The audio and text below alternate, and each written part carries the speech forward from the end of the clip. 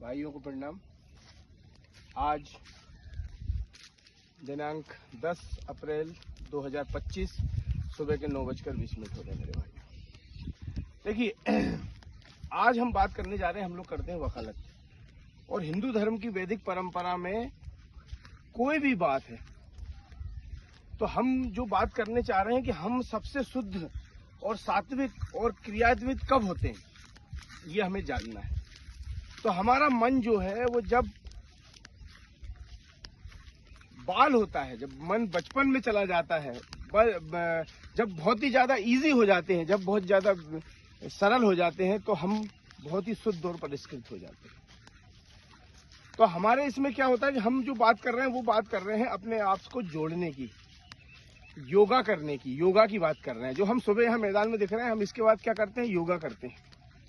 तो होता क्या है कि सबसे बड़ी चीज है कि हमें अपने आप को काय से जोड़ना है, अपन को जोड़ना है आज्ञा पालन से। देखिए, एक कहानी मिलती है हमें महाभारत में कि है किसको बुलाती है, दुर्योधन को बुलाती है कि तुझे आना है, और कैसे आना है, जैसा तू बचपन में था, जब तुझे जन्म हुआ था। रास्ते में भगवान कृष्ण मिल जाते हैं, रास्ते में भगवान कृष्ण मिल जाते हैं। क्या कर रहा है तू माँ के सामने नंगा जाएगा। देखिए, प्रेम, माँ के पास एक तो माँ स्त्री है और दूसरी भी चीज है माँ, उसके प्रेम है, इसलिए वो बुला रही है तुमको शक्तिशाली बनाने के लिए। नहीं हो इसलिए तुम्हारे अंदर जो भेद पैदा कर दिया, भगवान श्री कृष्ण भेद पैदा कर देते हैं। अरे माँ के सामने नंगा जाएगा, पत्ता ढाक लेता है, समझ लो कुछ, और माँ अपनी आंखों की पट्टी हटा देती है, और जैसे ही उसके शरीर पे पड़ती है, उसका पूरा शरीर वज्र का बन जाता है।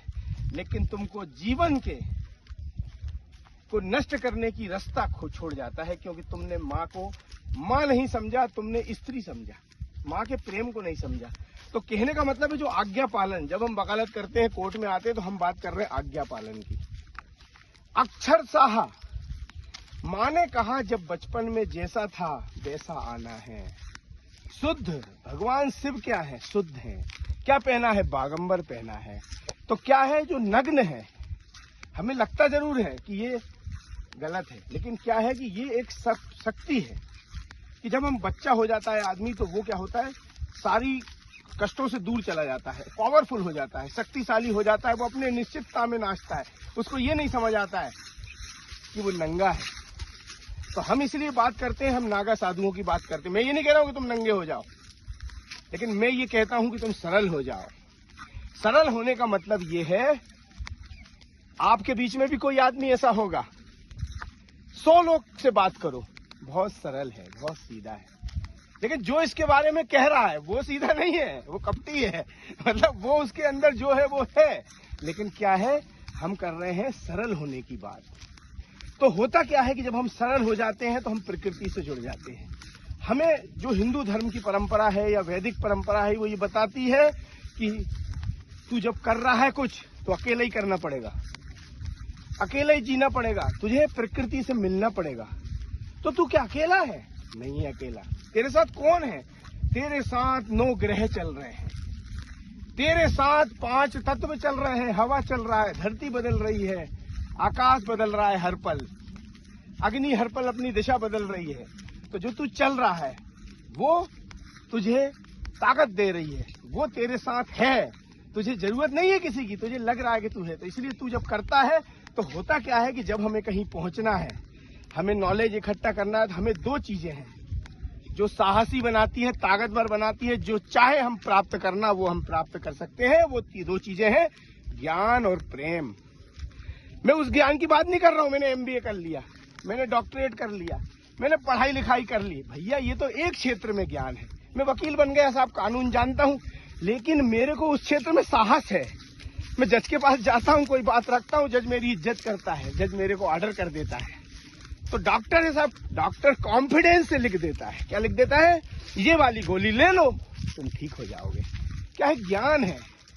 लेकिन होता क्या है कि हम बात कर रहे हैं जोड़ने की, योगा की बात कर रहे हैं, हम अपने आप में स्थिर होने की बात कर रहे हैं। जब हम अपने आप में स्थित हो जाते हैं तो हमें उस शक्ति का एहसास होता है कि मेरे साथ पंच तत्व है, मेरे साथ 9 ग्रह घूम रहे हैं, मेरे साथ 27 नक्षत्र घूम रहे हैं, मेरे साथ सारी कायनात है और मैं जो चाहूंगा वो प्राप्त कर लूंगा, कोई मुझे हरा नहीं सकता। इसीलिए इसको मैं कह रहा हूं साहस।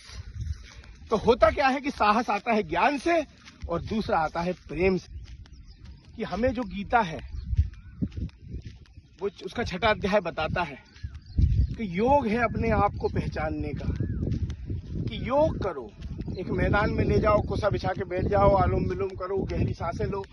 एक्चुअली क्या है, कृष्ण कहते हैं कि मैं तुम्हें परिष्कृत करना चाहता हूं, मैं तुम्हें योग के वातावरण में डालना चाहता हूं, मैं तुम्हें इस प्रकृति को पहचानने में मदद करना चाहता हूं। मुझे तुम्हें ये बताना चाहता हूं कि हमें ये समझना है कि हमें सरल होना है और सरल होकर हमें प्रकृति से जुड़ जाना है और प्रकृति से जुड़ जाकर हमें शक्तिशाली हो जाना है। जब हम प्रकृति से जुड़ जाएंगे तो हम विकारों से दूर होने की बात करेंगे। आज जो निकोटीन है हमारे शरीर में जा रहा है, हम जो तो हमें क्या करना है, आगे बढ़ना है, योगा करना है। क्योंकि भगवान शिव ने जहर जगत कल्याण के लिए अपने गले में रोक के रखा था, पिया नहीं था। सारी बुराइयां आपकी उनने ले ली थी। वो इसलिए नहीं ले ली थी कि हमें चरस पीना है, गांजा पीना है, भांग पीना है, नहीं।